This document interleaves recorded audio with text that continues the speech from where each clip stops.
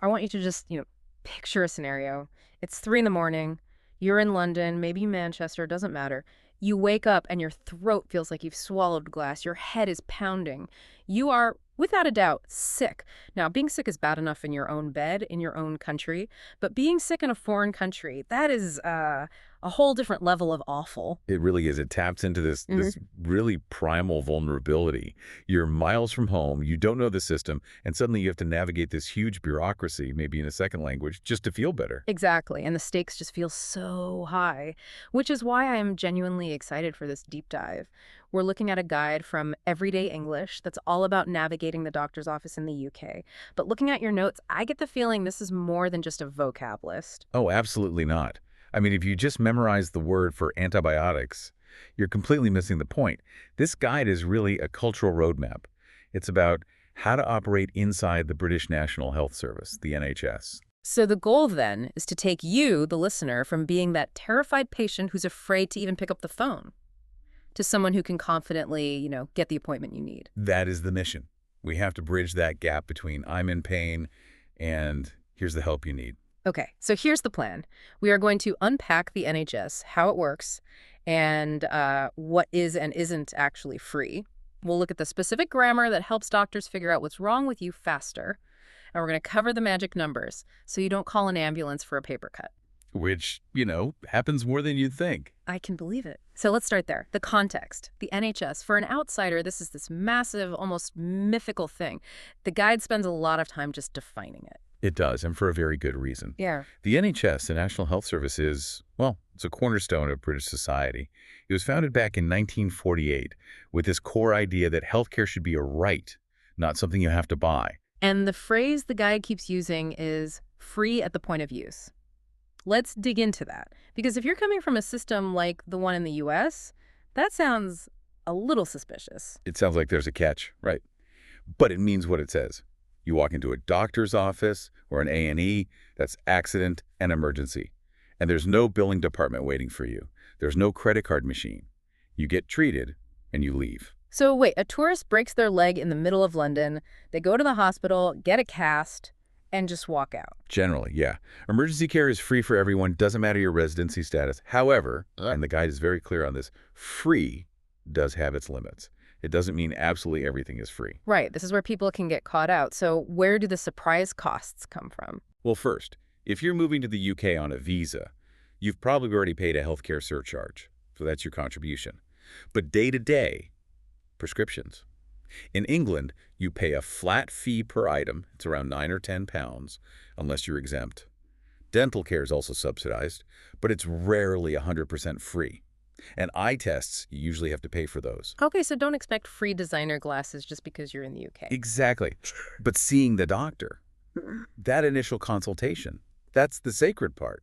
That's free. So we know the cost. But how do you actually get in the door? In a lot of countries, if I have a skin problem, I just find a dermatologist and make an appointment.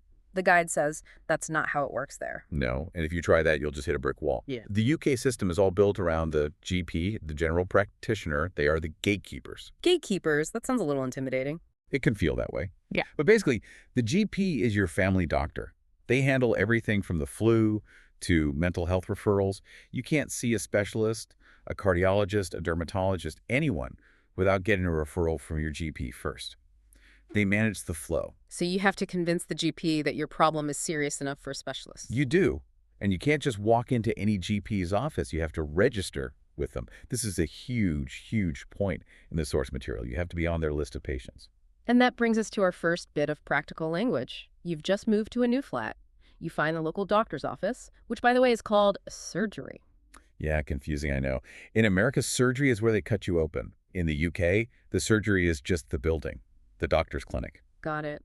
So you walk into the surgery. What are the magic words? The guide gives a very simple, polite phrase. I'd like to register with this GP surgery. Or you could say, I'm new to the area and I need to register. And they'll usually only take you if you live in their specific zone or catchment area, right? Unfortunately, yes. It's all based on your postcode. So step one, before you do anything else, is get registered. Don't wait until you're actually sick to try and deal with the paperwork. Okay, let's say I'm registered, but now it's 2 in the morning. I wake up, something is definitely wrong. I need help now. The guide draws a very sharp line between two phone numbers. This is the triage part. And honestly, this is where a bit of cultural knowledge can be a lifesaver. You have 9999 to 111. 999 is the one everyone knows from movies, right? It's the British 911. Exactly. But the bar for using it is really high. The source mentions things like severe chest pain, major bleeding, you can't breathe. We're talking life-threatening. But I've heard there's this cultural thing where British people hate to make a fuss. They might think a broken arm isn't worth bothering an ambulance for. And that's precisely where 111 comes in. It's the non-emergency advice line. It's a brilliant system. You call, you speak to a trained person, and they go through a checklist with you. Are you bleeding? Is it hard to breathe? So it takes the pressure off you. You don't have to decide if you're dying. They help you figure it out. Exactly. And they can send an ambulance if they think you need one, or they can book you an emergency GP appointment. Yeah. If you are ever in doubt, ever, just call 111. Okay, so let's bring it back to a normal, non-emergency situation. I've had a bad cough for a week. I need to see my GP.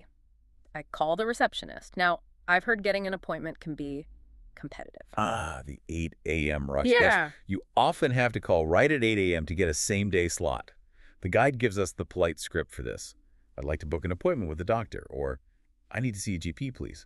Simple as that. But what if they say the next available is in 2 weeks, but you feel awful right now? It's not a 999 emergency, but you can't wait that long. That's when you need the escalation phrase. The guide suggests this one. It's quite urgent. It's quite urgent. That sounds so polite, so mild. It is deeply, deeply British.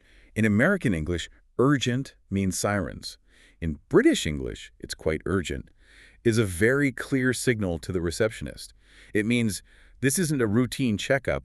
I have a real problem that needs looking at today. So it's a code word. You're not being pushy. You're just signaling that this is a priority. Precisely. It shows them you understand how the system works. Okay, so you've used the code word, you've gotten the appointment, you're in the room with the doctor. This is where the guide gets into something I found really clever, the grammar of diagnosis. I love this section because normally grammar feels like a chore, right? But here, it's actually a medical tool. And it's all about the present perfect tense, using the phrase, I have had. Exactly. Think about the huge difference between saying, I have a headache, and I've had a headache for 3 days. I have a headache is just, right now, Right. a snapshot. Right. It's limited information. But I've had a headache for 3 days. Give the doctor the whole story. It gives them duration. And in medicine, duration is everything. It's often the difference between take 2 aspirin and we need to run some tests. So by using that tense, you're basically doing half the doctor's job for them. You're giving them the data they need up front. And doctors are so short on time. A standard GP appointment can be just 10 minutes. 10. If you can go in and say, Doctor, I've had a sharp pain in my chest since yesterday. You've just answered, what? And for how long in one sentence? You've saved precious minutes. That's a brilliant insight. Efficiency is better care. The guide uses the example, I've had a sore throat since Monday. It creates a timeline. It immediately tells the doctor whether this is a new thing or something that's been going on for a while. It's context. Okay, let's talk about the words themselves. Vocabulary. Yeah. The fear for a lot of people is that they need to sound like a medical dictionary. Yeah, they think they have to say, I believe I am suffering from acute pharyngitis. And the guide says, no, absolutely not. In fact, trying to use fancy medical terms can just confuse things if you get them wrong. The advice is to keep it simple. So the source lists the basics: headache, cough, fever, pain. Those 4 words will get you through 90% of doctor's visits. You don't need Latin. And what about just describing how you feel? The doctor says, so how are you feeling? The guide has 3 key adjectives: tired, dizzy, and sick.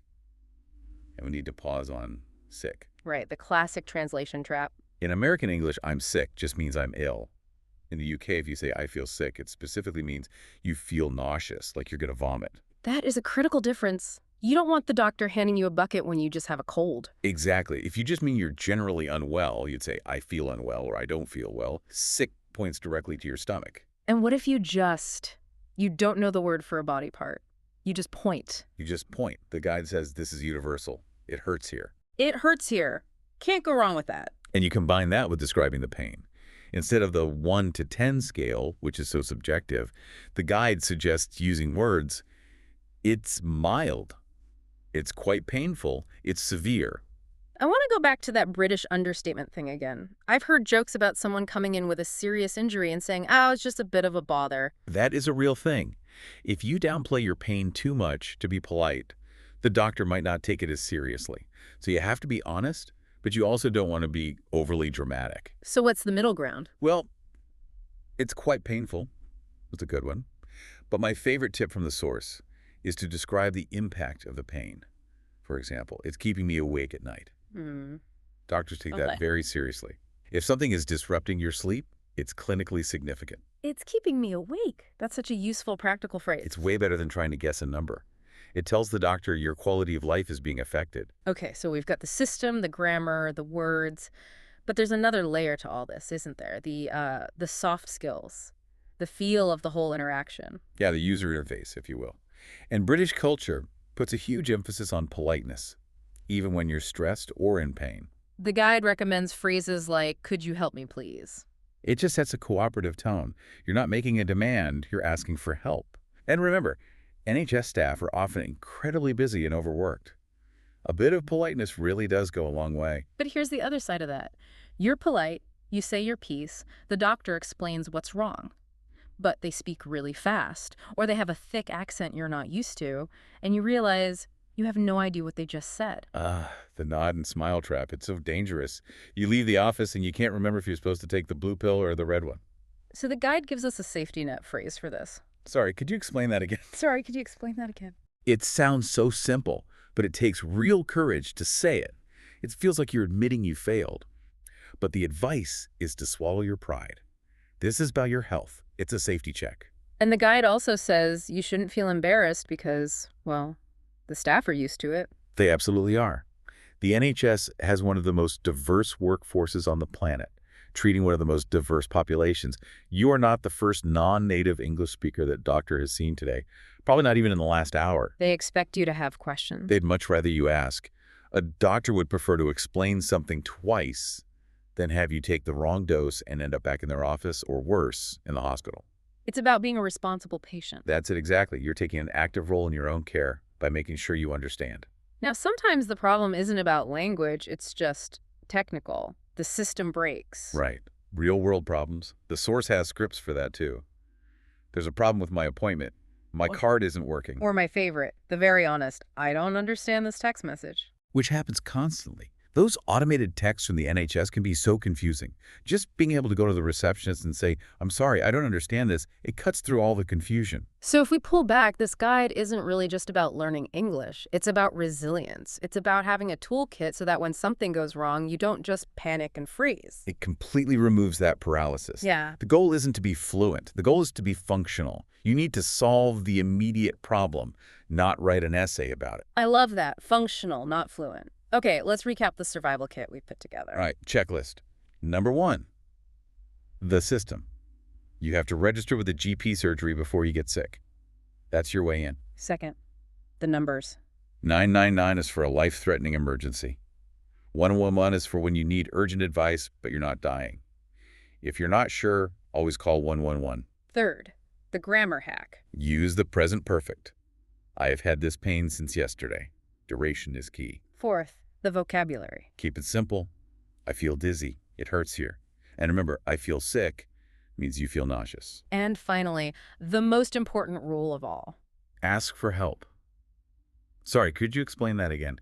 It is the single most powerful tool you have. You know, breaking this all down, I'm realizing this isn't just advice for non-native speakers. No, not at all. I mean, we all get nervous around doctors. We all feel a bit intimidated in that environment. This is really about giving yourself agency. It is. There's a natural power imbalance in a doctor's office. They're the expert, you're the patient.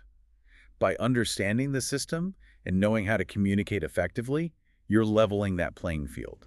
You're becoming a partner in your own healthcare. That's a really powerful way to look at it. It's not just, how do I say this word? It's, how do I get the care I need and deserve? Exactly. Well, whether you're planning a trip to the UK or you're already there or you're just interested in how different places handle this universal human experience of, being sick, I hope this has helped demystify the NHS for you. And just remember, the doctor wants to help you. Your job is just to give them the right clues to do it. I want to leave you with one final thought. We spend so much time learning vocabulary for things like food or hobbies. But when was the last time any of us actually practiced saying, I'm scared or I don't understand? That's a great point. If we only focus on the technical words, do we forget the language of, well, survival? Those soft skills, admitting confusion, asking for help, they might actually be more important for our well-being than knowing 1,000 nouns. Are we learning a language to speak or are we learning it to be understood? Something to think about. Thank you for this. This was incredibly helpful. My pleasure. Stay well. And thanks to all of you for listening. Stay curious, stay healthy, and we'll see you for the next deep dive.